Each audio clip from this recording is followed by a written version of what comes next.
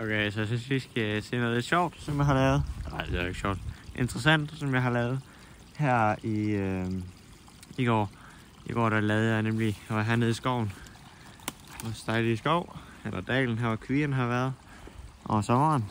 Og så jeg, at der var sådan en rør her, hvor der kom vand ud af.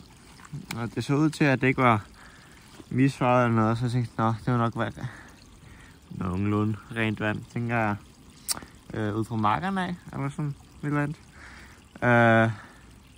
Kommer også vand ud fra siden af røret, og det hælder også sådan lidt, som om det er knækket. Så det kan godt være, at det er gået lidt i stykker. Men i hvert fald, så lavede jeg lige sådan en bane til det. Så jeg har lavet sådan en bane her, der kører herned med bare min hæl. Gjorde jeg i går. Og nu, en grund til, at jeg ikke viste det her i går, det var fordi, det var sådan et mudret vand, efter jeg havde gjort det. Det giver god mening. I hvert fald, det løber herned. Så går lidt længere ned.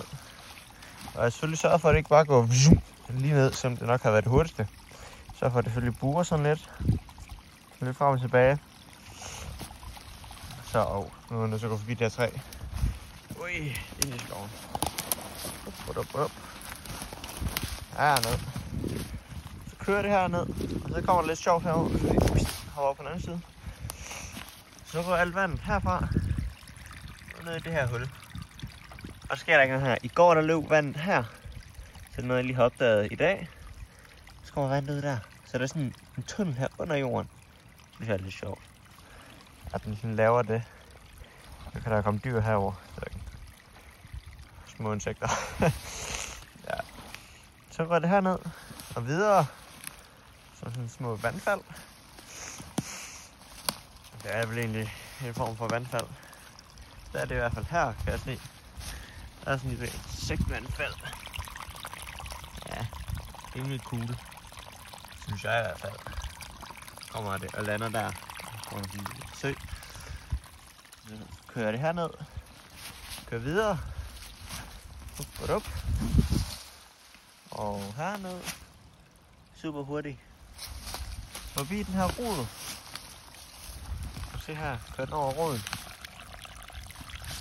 Og var der endnu et vandfald her. Og laver sådan en lille sø. Kører det videre. Herned. Kommer det her.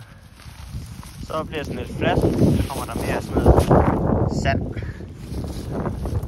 Her kan man se, hvordan det har eroderet. I går der var der også et vandløb heroppe.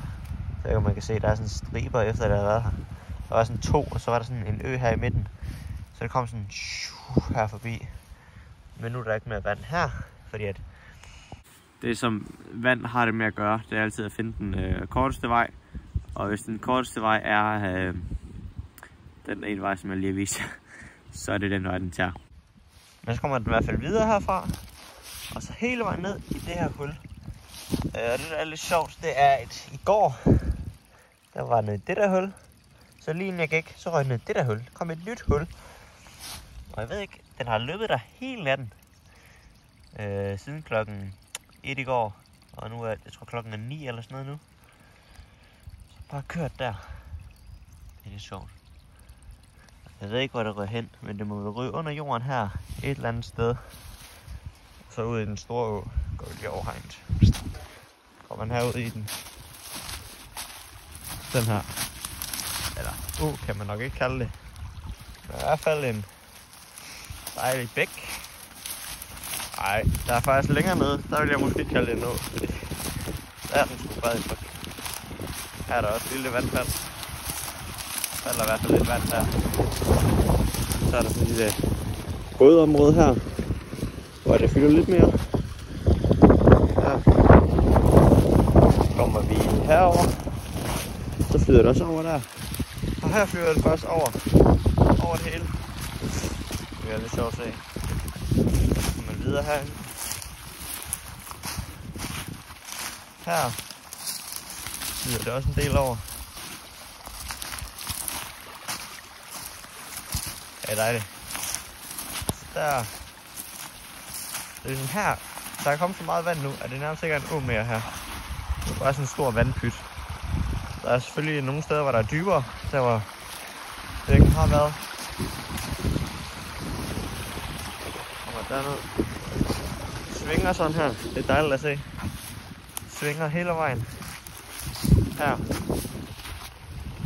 Så dejligt. Kommer her. Kører rigtig hurtigt. Og man kan se, der er det ved at banke til en siden.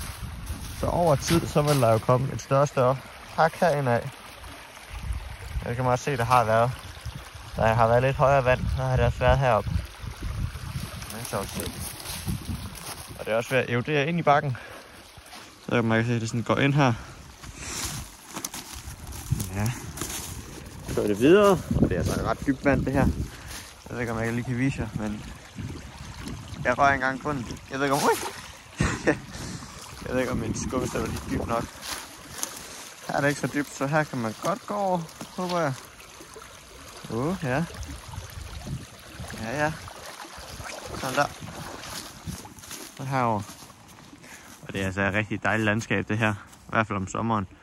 Og der er også noget dejligt grønt græs og blomster og sådan. Kører vi herned. Og her er det, at det går fra at være en bæk. Så er det en å, men det er fandme... Det er bredt det her. Det er rigtig bredt. Hvis vi lige hopper over hegnet her. Jeg har haft kør her jo. Så her er det altså også bare virkelig bredt. Sådan plejer det ikke at være.